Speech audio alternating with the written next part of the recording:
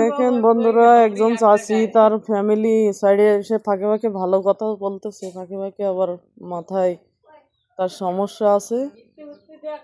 জানি না ঠিক এই চাচির সাথে কি করা হয়েছে, আল্লাহ পাক জানে। চাচি তো ভালোভাবে বলতে পারতেছে না। চাচিদের বাসা বললো গাইবান্ধা, কোথায় যেন গাইবান্ধা কোথায়। তো আপনার স্বামী সতীন আছে, অন্য দেশে জামাই আছে, সতীন আছে। নিজে ট্রিটমেন্ট করিয়া শরীর ভালো করতো। সেই শরীরের মধ্যে কয়েকজন মহিলারা আসিয়া ঢুকিয়ে তারা জীবন শেষ করিয়ে বাহিরে খুলে নিয়ে যায়। তাই তো আপনার ছেলে মেয়ে কয়জন চাচি? আমার ছেলে মেয়ে এখন শুনবে, বেটার বউ শুনবে। ছেলে মেয়ে শুনলো, এখন শুনছে। তো আপনার দেখে না, আপনার খোঁজ খবর নেয় না? শেষ করছে, কালকে শেষ করছে, আবার কয়জন দিছে ওনারা ডাকে নিয়ে গেছি।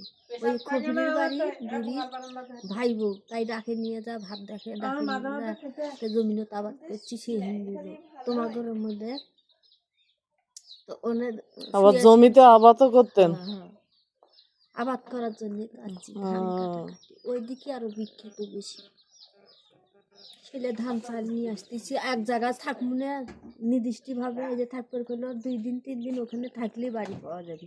আবার জলকে সকাল থাকি দুপুর পর্যন্ত থাকি, তাই বাড়ি পাওয়া যায় না। জলে গুটু গায়ের মধ্যে দিয়ে তারা বড় লোক মানুষ নয়, ঘিন্নে করে ভাত খায়। এ তোমার ঘরের মধ্যে আসছে, তোমার পরিবেশে আমরা নষ্ট করি, ভাত খাওয়াতে দিবে, ঘিন্নে করবো না। আলা এই মানুষটাকে যদি চিনে থাকেন দ্রুত আমার এই ভিডিওটা শেয়ার করবেন। ঠিক জানি না, আমি বুঝতে পারতেছি না। আমাদের সাতক্ষীরা শ্যামনগর ভেটখালি গ্রামে মানুষটা আছে। এখন কি সুন্দর করে গোসল করলো, আমাদের বাড়ি খাওয়া দাওয়া করলো। সবাই ভিডিওটা শেয়ার করবেন যে সে যেন তার আপনজনের কাছে পৌঁছাতে পারে। বা আমি হচ্ছে যারা আছেন সবাইকে দৃষ্টি আকর্ষণ করছি, সবাই যেন আইনের মাধ্যমে নিয়ে তদন্ত করে দেখে আসলে এই চাচিটার সাথে কি ঘটনা ঘটছে। কেউ চিনে থাকলে প্লিজ আমার এই ভিডিওটা শেয়ার করবেন। সবাই ভালো থাকবেন। আসসালামু আলাইকুম।